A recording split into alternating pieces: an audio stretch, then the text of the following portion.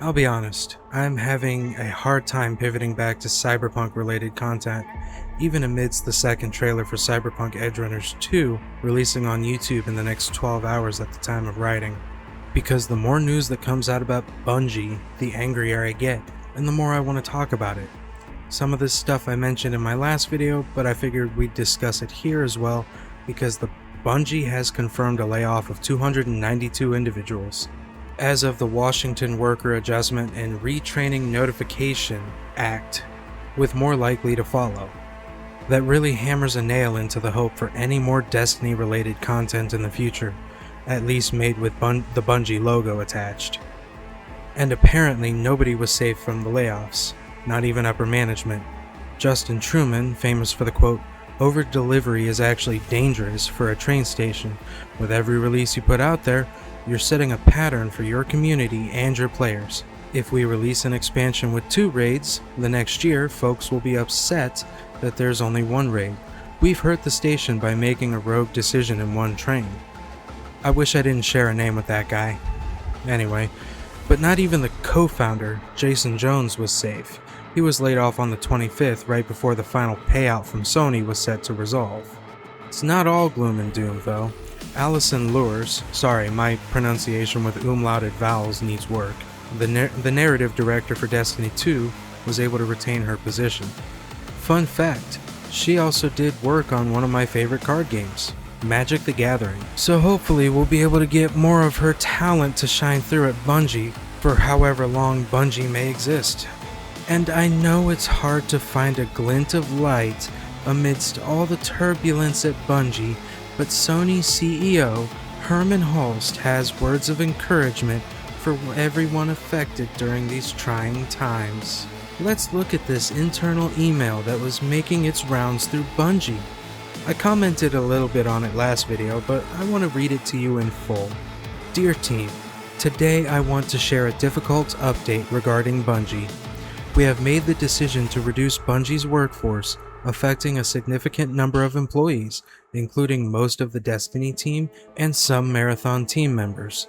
There are also reductions across SIE teams that support Bungie's operations.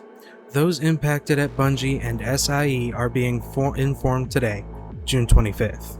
This is painful news, especially for talented colleagues whose roles have been eliminated. This decision was made only after extensive discussion and careful consideration, and I want to provide context on how we arrived here.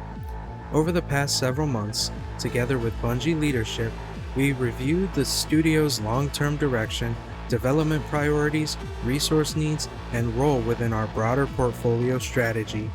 We explored multiple alternatives before concluding that a reduction was necessary to align to the studio's resources with its current priorities and its long-term goals.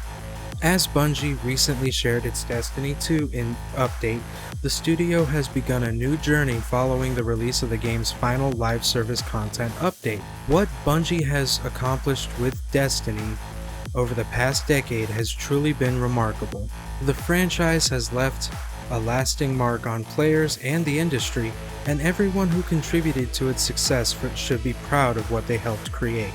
Marathon remains an important part of our portfolio, and we will continue to support the team as they build on the strong foundation established in Season 1 and 2, and as they work on incubation efforts for future projects. While it's too early to discuss, we are encouraged by the creativity and opportunities that lie ahead. Our immediate priority is supporting affected employees through this transition. We are providing support and, where possible, working to identify opportunities across SIE and our global network of studios.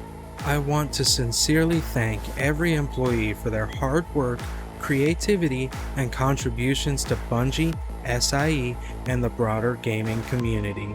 Thank you for your resilience and continued support during this difficult time. Herman Hulst, CEO, Studio Business Group. I'm gonna go ahead and drop the sarcasm now. I understand he's a corporate figurehead, so he's got a safe face here, but then look, I'm also not accustomed to reading corporate speech. I work in a factory. Nothing corporate about that. But This feels wrong. So inherently wrong. His compliments to Destiny and what it's done for gaming as a whole feel wrong. His compliments to the Destiny 2 staff feel wrong.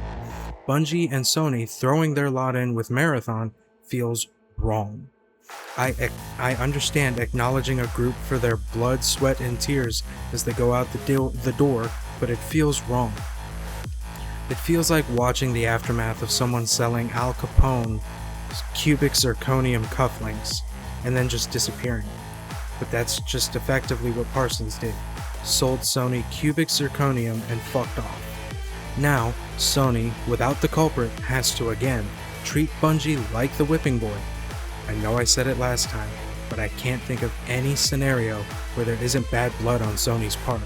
$765 million is a huge number to eat shit on, and the remnants of Bungie are the ones suffering for it.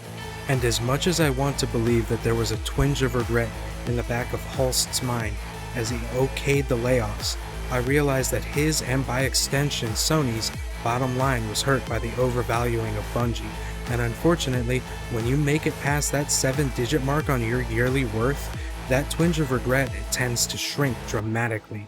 It changes from being about quality to preserving that bottom line, and a decision must be made to preserve that said bottom line. I'm not apologizing for Sony. Hell no.